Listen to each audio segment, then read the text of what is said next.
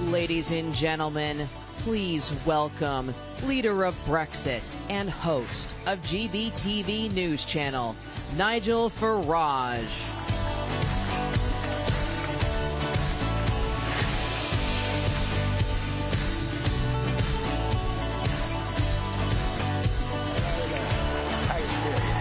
Thank you. Thank you. Thank you very much indeed. What a lovely welcome. Good afternoon, CPAC. Do you know, when I first came and spoke here, it was in 2012, and I was the only non-American foreigner on the stage. Not that that worried me, because I think that our two countries have a heck of a lot in common. But I come back to CPAC today in 2023, and you go through the coffee rooms and the bars, and you meet people who are here from Japan, where CPAC has events, from Australia, where CPAC has events, from Hungary, where CPAC had its first inaugural events. There are people here from France, from Spain, from Italy, from all over the world, and this conference, this annual conference of CPAC, has now become, for the entire conservative movement across the free world, this is now the epicenter, and it is an amazing tribute to Matt and Mercedes Schlapp to have achieved that. It really is. It really, really is. Now, not for the first time in my life, I find myself today in a bit of trouble with the UK authorities. You see, a story is broken overnight. A lot of WhatsApp messages have been leaked between the Prime Minister, senior officials who were overseeing lockdowns, mask mandates, vaccine mandates, the people that took charge of our country, and the story that's broken overnight, and here it is. I went to Tulsa in the summer of 2020 for Donald Trump's first rally on the campaign tour. And I did that because I'm a friend of his. I did that because I believe in him. I did that because I think he's just about the bravest man I've ever met in my entire life. Trouble was, coming back from Tulsa under bizarre draconian lockdown rules, it meant I had to quarantine at home for a fortnight. Now, what was a fortnight? What was 14 days? Did it include the day that I'd landed back in the United Kingdom? And I was presented with a dilemma, because for the first time in months, the pubs, our great British pubs, which had been closed for all that time, the pubs were opening. Well, I did the only thing I thought I could possibly do. I was there at 12 o'clock in the morning, knocking on the door, saying, "Let me in. I want to get back in the pub." Not just because I enjoy a beer, but because every pub is a parliament. It's where we have free speech and debate, question each other, make up our minds. Anyway, they let me in. I had a drink. There were one or two photographs, things out on social media. But it turned out that I hadn't actually been in the country for a full 14 days. Even though I'd COVID tested the day before, no, I'd been there, I think, for 13 nights and 12 hours. And it led to the leader of our Liberal Party writing to the police. But worse than that, what we've learned overnight is that Matt Hancock, who was our health secretary, absolute pipsqueak of a loser, but never mind. I mean, sort of chap, if you were employing him, you wouldn't even let him wash the cars, in my view, but never mind. And so Hancock's group are talking to each other, and they're saying, because of what I've done, that I'm a pub hooligan. Now, you can call me what you like. I'm not a hooligan. But they actually, in these messages, say they want to get hold of our Home Affairs Department because they want, and I quote, to lock him up. To lock him up. And what this tells me today is a couple of things that matter. And it's this. In the name of coronavirus, governments, state governors in America took away from us liberties and freedoms that had been built, defended, fought for over generations and over centuries. We gave unlimited power to people to lock us inside our houses, to tell us we couldn't visit our elderly relatives, to tell us in our case we couldn't even play golf or go fishing. No, we had to do what big government told us to do. This, ladies and gentlemen, is what tyranny looks like. And you know what?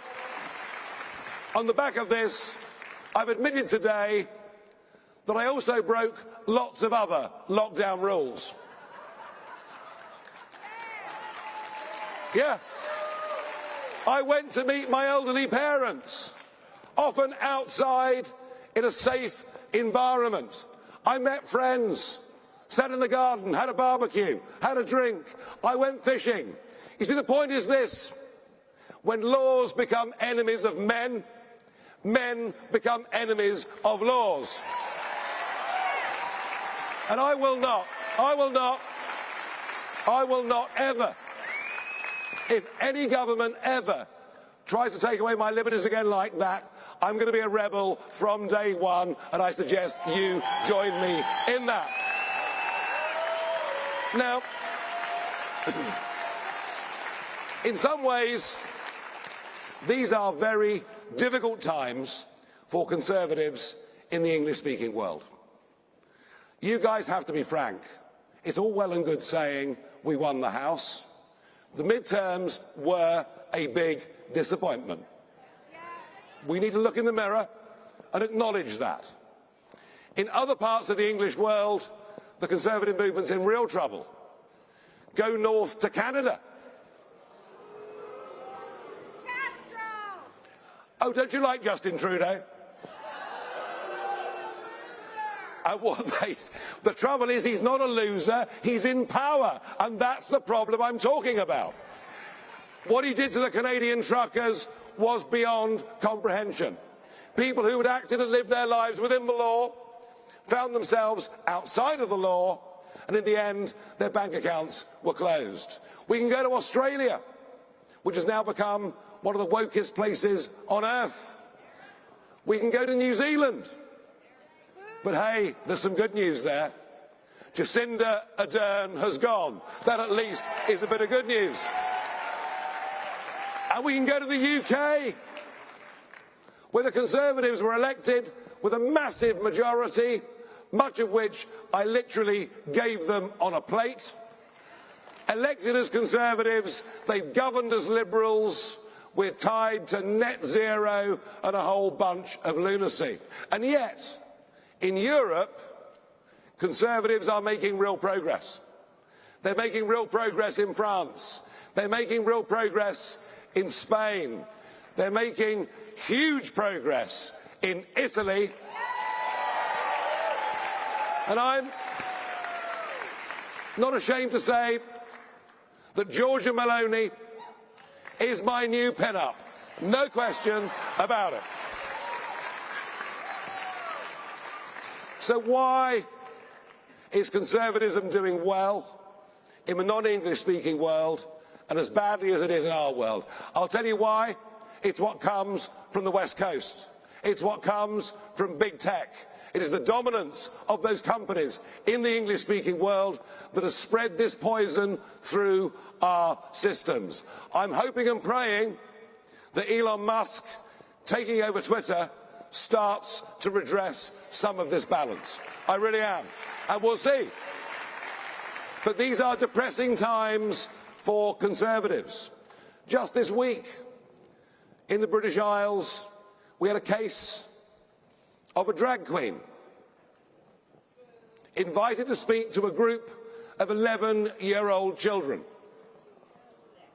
Boys and girls of 11 being told there are 73 different genders. Girls being told they can take a part of skin, a graft of their skin from their arms to make a male implement. That's about the most diplomatic way I think I can possibly put that. And a kid in the class says, my mummy and daddy tell me there are 2 genders. There are men and women. And a kid of 11 is kicked out of the class. And you know, if you've got kids or grandkids going through the university system, they're not even being taught critical thinking. They're not even being taught objectivity. So it would be easy for this audience, in the wake of a disappointing midterm, in the wake of the catastrophe that is the southern border in this country, in light of rising crime, horrendous rising crime in American cities, in the light of all of these things, it could be easy in a quiet, reflective moment to think we're losing. And maybe we've lost. Maybe we've lost everything. The Judeo-Christian principles upon which our civilization were founded are under attack. The belief that the family is a good thing and a good unit in which to bring up children is viciously under attack. We can easily get down and depressed.